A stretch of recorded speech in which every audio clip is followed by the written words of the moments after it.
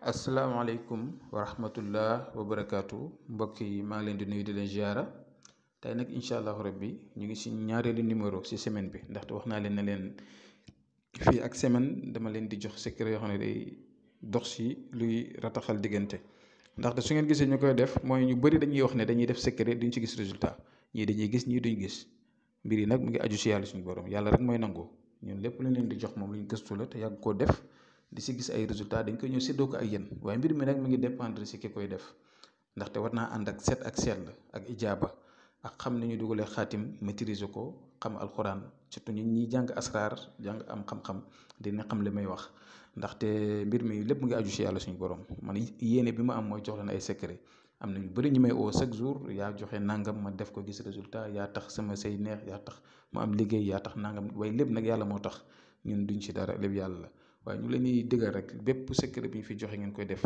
leen ko si anam bu rafet def leen ko si lu neex yàlla def leen ko si njub moo xam nga am sa jëkkër ak sa jabar wala sa jëkkër wala ki ngay bëgganteel diggante bi ñagas nga bëgg mu neex wala nga bëgg a sëy ak nit loolu ay farata la loolu lu si nit def rek du bàkkaar waaye lépp lu si nit def leneen lu dul loolu lépp loo si def loo si gis tam jàppal ne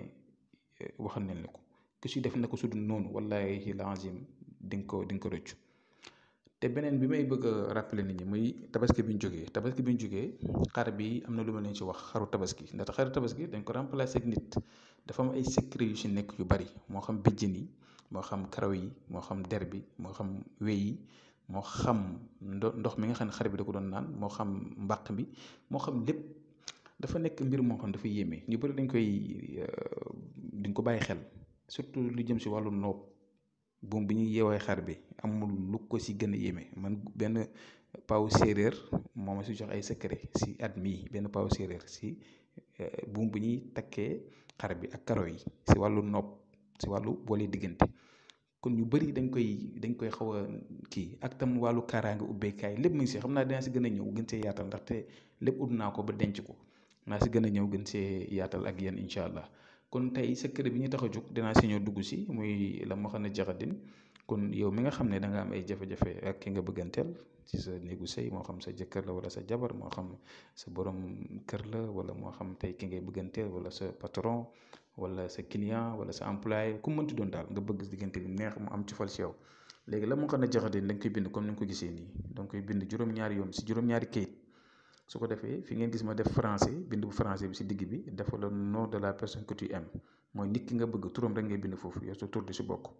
bindal turam rek nga boo mënee boole tur yi am nga bindaalu ko soo paree nga tëj ko tëj mi daat bi